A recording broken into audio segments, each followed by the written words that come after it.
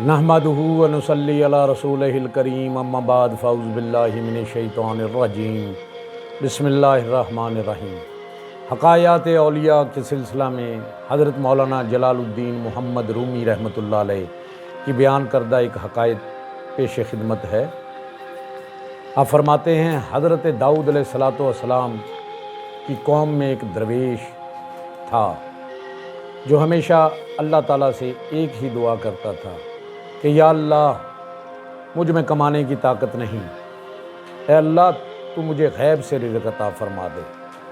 وہ درویش یہ دعا اتنی کثرت سے کیا کرتا تھا کہ پورے شہر کے اندر مشہور ہو گیا کہ یہ شخص کچھ کماتا تو ہے نہیں، بس یہی دعا کرتا ہے یا اللہ غیب سے روزی دے دے، یا اللہ غیب سے روزی دے دے۔ ایک دن ایک گائے اس کے گھر میں داخل ہوئی جسے اس نے اللہ کی طرف سے دی گئی روزی سمجھ کر ذبح کر لیا اور اس کا گوشت بنا لیا۔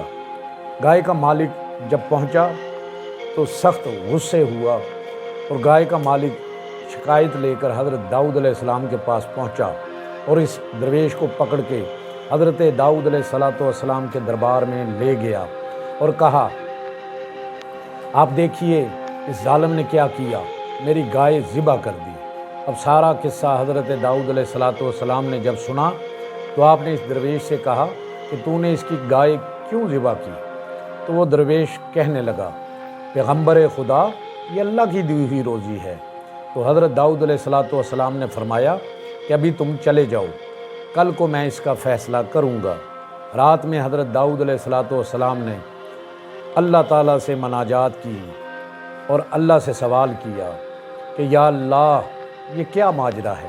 اس پر اللہ تبارک و تعالیٰ نے سارے اسرار و رموز حضرت داؤد علیہ السلام پر کھول دیے، اور اس واقعے کے اب اگلے دن جب حضرت داؤد علیہ السلام کی عدالت لگی تو وہ گائے والا بھی پہنچ گیا اور درویش بھی لایا گیا۔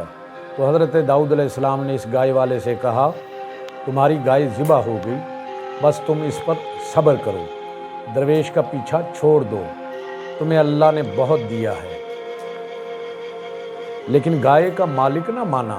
حضرت داؤد علیہ السلام سے فرمایا، حضرت داؤد علیہ السلام نے اس سے فرمایا، دیکھو اللہ کی یہی منشا ہے، بس تو اس پر صبر کر اور بات کو ختم کر، اس لیے کہ اللہ ستار العیوب ہے، غفار الذنوب ہے۔ اگر پردے اٹھنے لگے تو یہ نہ ہو کہ اللہ تیرے سارے راز فاش کر دے۔ مگر وہ نہ مانا۔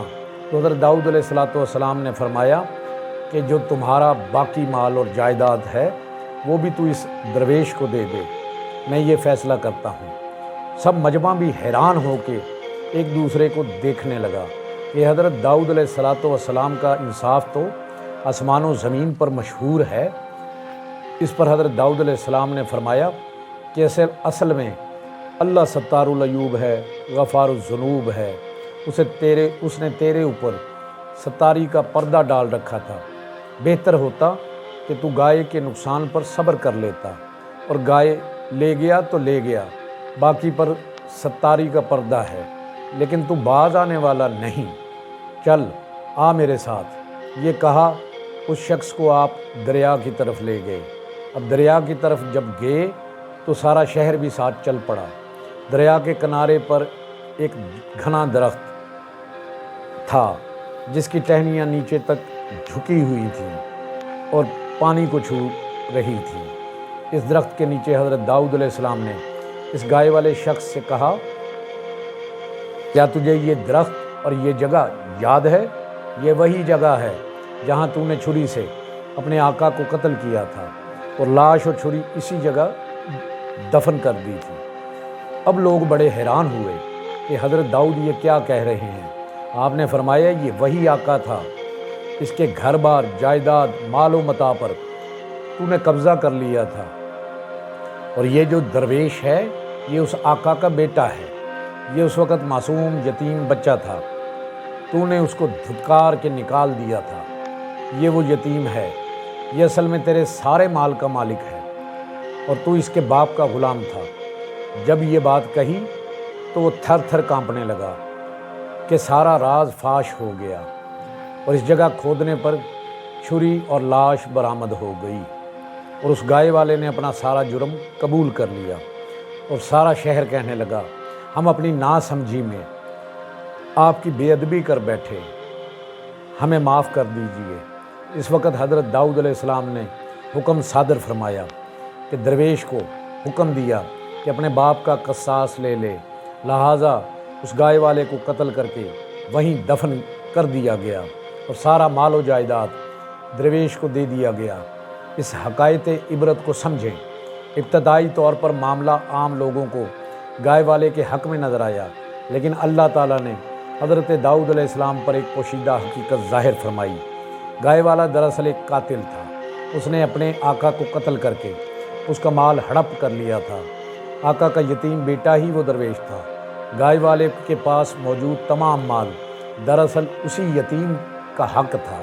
جب حقیقت کھل گئی تو حضرت داؤد علیہ السلام نے قصاص کا حکم دیا، قاتل کو سزا ملی، تمام مال درویش کے حوالے کر دیا گیا۔ اللہ تعالیٰ کے فیصلوں اور حکمتوں کو انسان مکمل طور پر نہیں جان سکتا۔ بعض اوقات ظاہری نقصان دراصل بڑے نقصان سے بچانے کا ذریعہ ہوتا ہے۔ ظلم کا انجام برا ہوتا ہے، چاہے وقتی طور پر ظالم کامیاب ہی کیوں نہ نظر آئے۔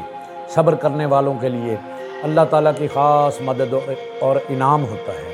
اللہ تعالیٰ بندوں کے عیوب پر پردہ ڈالنے والا ستار ہے، لہٰذا انسان کو عاجزی اختیار کرنی چاہیے۔ اللہ عمل کی توفیق دے۔ وآخر دعوانا ان الحمد للہ رب العالمین۔